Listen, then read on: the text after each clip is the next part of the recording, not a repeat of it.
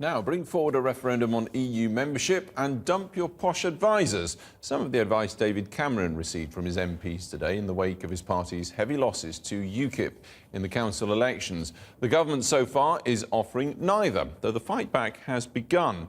For their part, UKIP say they now not only have a plan, but also a map, as our political correspondent Michael Crick explains, and a warning there's flash photography in this report.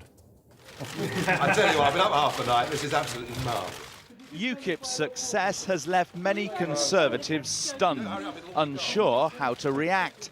The former leadership contender David Davis today urged David Cameron to hold his promised referendum on Europe before next year's elections to the European Parliament. The Home Secretary, Theresa May, has rejected that suggestion, but does agree the party needs to assure voters Mr Cameron's pledge to hold a referendum will actually happen. I think it's right that we have that referendum at a time when we've renegotiated the settlement. I mean, the Prime Minister has said that he will look at cementing that promise that we've given to people in terms of promising people a referendum after the next general election.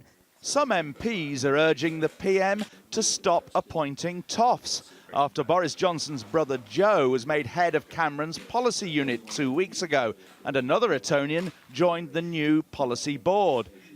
David Davis wants more straight talking and fewer focus groups, more conventional Tory policies, not because they are Tory, but because they work.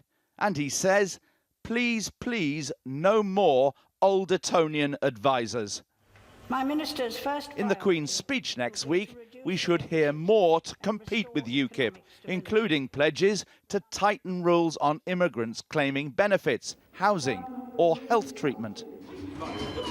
UKIP, riding high, now have a clear strategy in contrast. These were the first local elections they've taken seriously, and now they know where they're strong. In Boston, for instance, where their 5 new councillors include this mother and her daughters. Another 5 in Great Yarmouth, both places for UKIP to try and get MPs elected next time. The same goes for Folkestone in Kent, with 4 UKIP councillors, and nearby Thanet with 7. We're taking a leaf out of the Lib Dems book, which is to organise locally, build up structures locally, concentrate on local issues in order to win seats in the local council, and use that as a springboard to actually then win seats in Westminster, because I think it's true to say you haven't got much chance of doing that unless you're well represented locally, and the more councillors you have, the more likely you are to win Westminster seats. In the Euro elections 4 years ago, UKIP came a dramatic second to the Tories. But many in politics think they'll actually top the poll in the Euro elections next May. If so, the effects could be huge. And I'm happy to say Michael Crick joins me now. Michael, remember that campaign song? Things can only get better. Looks like they can only get worse, can't they, for the Conservatives? Well, in many ways, yes. I mean, it's not just the European elections next year, which are a huge problem. On the same day next May, are local elections on a much bigger scale than they were this week. Almost twice as many seats up for grabs. And one Tory MP I was speaking to this afternoon said he was terrified of those local elections because more UKIP councillors means more money to the party, more activists, more members.